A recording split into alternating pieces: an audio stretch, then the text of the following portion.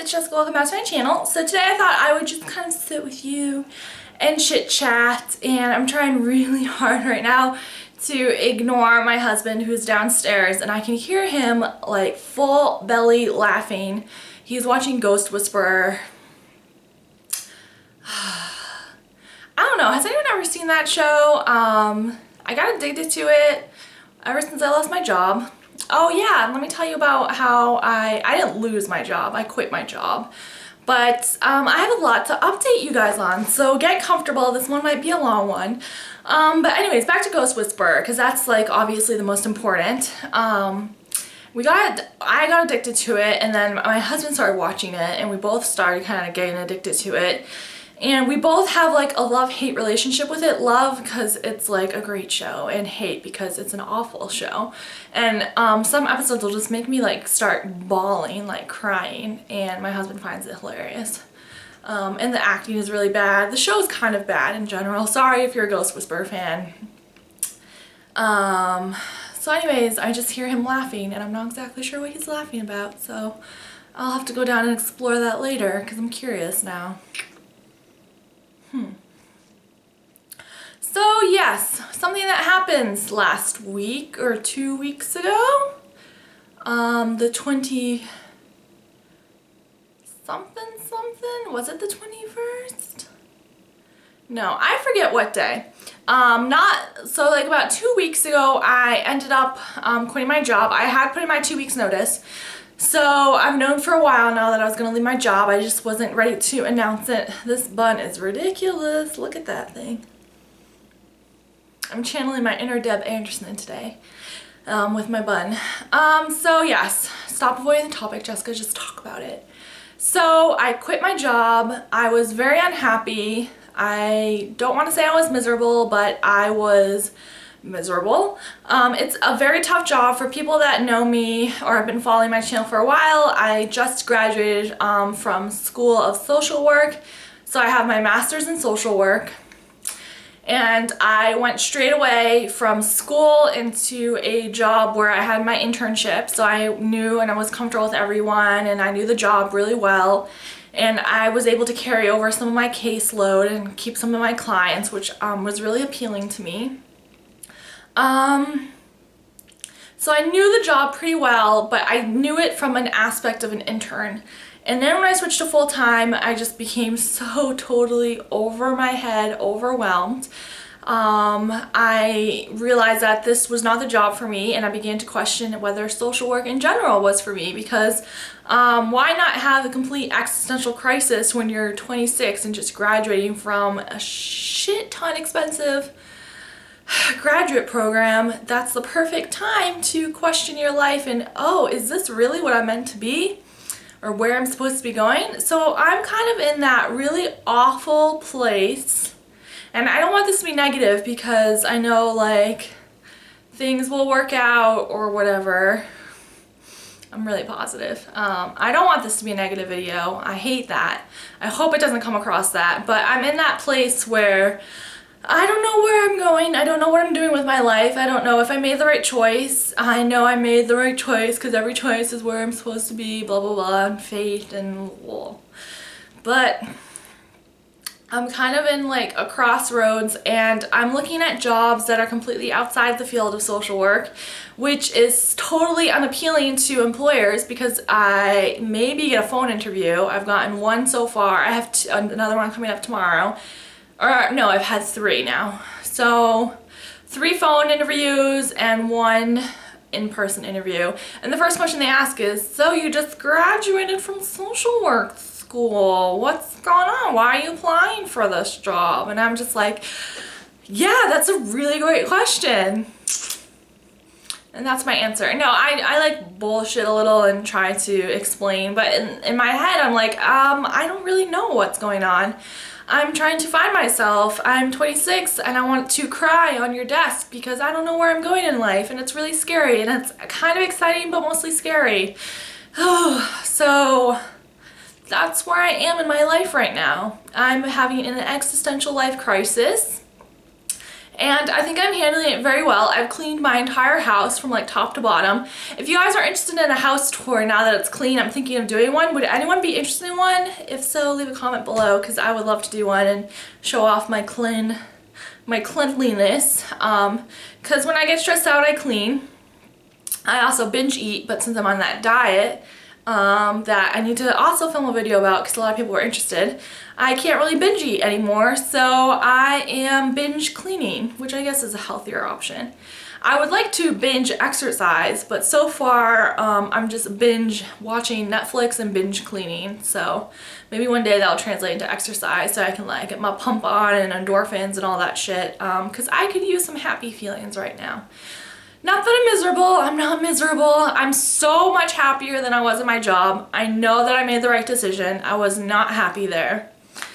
But I just wish, you know, I had that whole little income thing, you know, like a paycheck, like a little paycheck, that would be nice. So yes, that's where I am with the job. So I know a lot of you guys watch me and like think I'm amazing and think I'm like the most inspirational person in the world, which, you know, I get, I am. But I also want to let you know that even though people like me who look like they have their shit together and are on top of it, sometimes we have no clue what we're doing either. And yeah, it's really scary. I'm really scared in like an excited way because I know I feel like I'm on the precipice, SAT word for you, I'm on the precipice of something exciting and new and different, and hopefully I really want a career. I want something where I want to go in to a job and know that I'm going to be there for the next 3 to 5 years. I don't want to bounce around anymore. I want a career. I don't want just a job.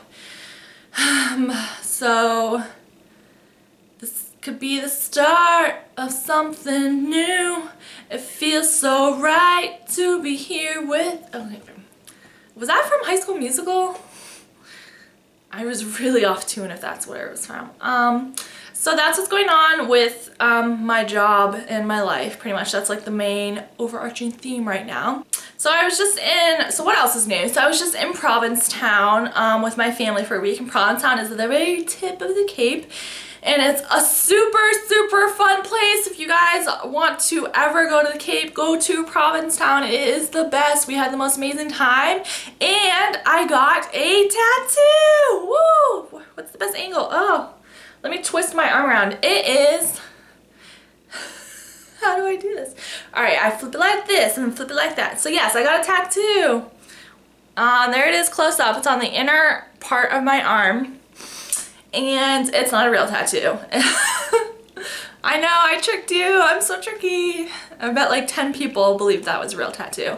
If you follow me on Instagram, I did get a henna tattoo and it is beautiful. Let me see if I can actually like show you guys. It is a Hamza. So you can see like she really got detailed. She put a lotus flower right there and it's very intricate. It's very beautiful. I'm very happy with it. And it is a Hamza. It's supposed to ward off evil. I am obsessed with Hamza, the symbol of Hamza. I have them literally all over my house. I'm kind of superstitious in a way. I don't know. I just think it's better safe than sorry. So I have them everywhere. I have Hamza jewelry. So it was only natural that I get a Hamza fake tattoo. So that was cool. My husband also got some henna done. He got on his chest, his manly chest, my name in Hebrew. And then he got the Magen David, or the Star of David, like the Jewish symbol, on his arm. He's not Jewish, he's Mexican. Not that you can't be Mexican and be Jewish too. I think there's like 7 of them altogether. But he was really sweet. He was like, well, since my family is Jewish, you know, I'm gonna have Jewish babies. I might as well start, I'm Jewish too. And like, he was kind of like getting into it. And I was like, oh, that's so sweet, my little Mexican Jew. So he got henna. My sister-in-law got henna. She got like this really cool intricate like thing on her arm. And we basically all went to the same person, spent a shit ton of money on that, but it was worth it because we all are obsessed with our new tattoos. So that happened. I also got drunk one night, which hasn't happened in like 3 years. Not even exaggerating, it's been a while. It's been at least a year. And when I say I got drunk for like 15 minutes and then I like sobered up real quick because I was like, I get to the point where I'm like, ooh, I'm drunk. And then it's like, ooh, let's keep drinking, or oh, it's 11 and I gotta watch Ghost Whisperer before bed. So I was kind of at that point, and my sister-in-law, I was out with my sister-in-law and my husband, and they were both like super plastered. So I was like, someone needs to be responsible. So I was the responsible one, which I really don't mind. It was fine, but it was nice to make sure that everyone got home alive. Even though Provincetown is like the safest place in the world, I'm like, well, there was one murder. It was a really creepy murder. We went on a Provincetown ghost tour, which if you ever are in a place, I've gone on ghost tours in Germany, in New Orleans. I've gone on ghost tours whenever they're available because they're awesome. And we went on a ghost tour, and there was a super creepy murder back in the 60s, 70s, I don't remember. But it's called Lady of the Dunes, and basically she was like found in a dune, in a sand dune, with like all her like hands and feet chopped off.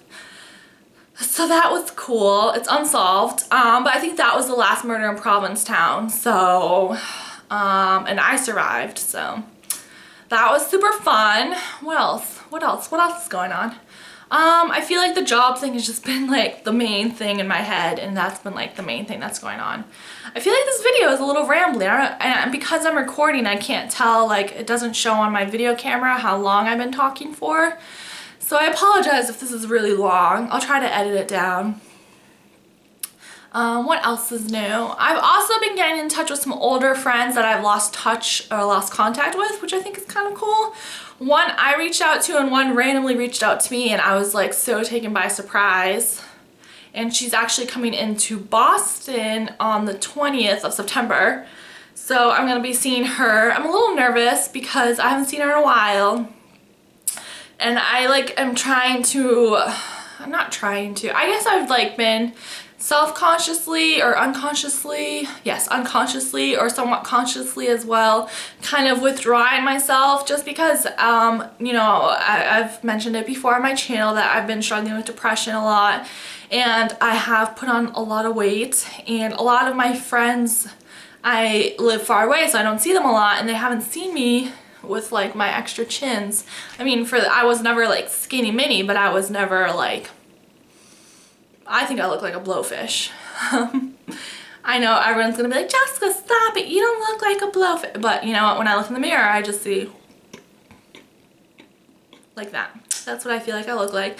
So I'm working on it. You know, I am on my diet. It's been like 2 months already. I started July 7th, I believe. So it's almost September. So yeah, it's been a while. I'm doing well in that. I'm down about 2 sizes, which is pretty cool. I'm very happy. And I just have a big bag of Savers clothes I'm ready to donate, so I'm very excited about that. So I'm kind of nervous about seeing her. I know, like, oh, if she wants to see you, she doesn't care what you look like, but I care. And I know people that have put on weight, you guys can hear me, you guys know how you know how I feel, so you can validate my feelings for me. So yeah, so that's going on. And what else? So now that I'm home from not working, I am going to be trying to interview as much as possible. I have an interview tomorrow, a phone interview for a company that I really don't want to work for. Off to a great start, Jessica. Off to an amazing start. But I think the experience and just kind of getting it and doing it will be good for me. So I'm going to do that and keep positive and open about it. But hopefully that'll give me more time for filming. I'm trying to think of new things to film. If there's anything that you guys would like to see me film or do a video about, please leave a comment down below, because I'm not creative, I'm not very intelligent, and I need help. Help me. I'm thinking of restarting some project pans, because I have a lot of shit that I need to work my way through, and makeup stuff that I want to work my way through. So I have some ideas noodling in my head. I got some things popping up in here. So yeah, that's everything that I think that's going on. I kind of like these vlog-ish videos. I don't think you'll ever see me do like a legit vlog where I like have my camera around and I'm like, woo, look where I am. I'm out in public with my camera filming myself. Because I mean, I love watching vlogs, which is really ironic, but I was like, I don't have the confidence to film a vlog in public where I'm like holding my camera going like talking to someone and people are watching me. I just like, I don't have the confidence yet. Maybe one day I'll graduate up to that, but for now you're gonna have to settle with me just talking at you. But I really like these. I feel like I'm actually talking to you guys and like communicating and connecting, and I get such awesome emails and things from you guys, and I really feel like I'm talking to my best friend. We're just like chillaxing in my room, my booty room, and we're just hanging out. Speaking of booty room, look at my husband hung up. Aren't those so pretty? It's like Moroccan like lattice tiles. He's so handy. I knew I married him for a reason. But there was one thing I wanted to ask you guys about, and that is, I'm gonna try to ask this without sounding like a pompous ass, but I'm wondering if I should get a P.O. box. Not because I want you guys to send me stuff, but I have been getting some requests to do like swaps. That word sounds funny. And people sometimes want to send letters, and I know that sometimes there's people that want to send things but they don't want to ask for my address. I've had that happen where someone told me that. So I'm wondering if I got a P.O. box. Do you think, I found a place that can do it for, I think it's like 60 bucks a year. It's actually pretty cheap. It's much, I found it interesting that P.O. boxes vary by town, because in my town it was like over 100, but in my parents' town, which is like right next door, it was like 60. So I was thinking about doing that. If I did get one, do you guys first of all, do you guys think it's a good idea? And second of all, should I do it? Should I just jump and do it? I'm really sorry. I have like this burp that's like inverted itself in my throat, and I like want it to come out so badly. Obviously I'll edit that out because that's gross, but even talking about my burp is gross. So I'm sorry. So that's why I'm like struggle city over here. So I don't know. Do you think I got? So I don't know. Do you think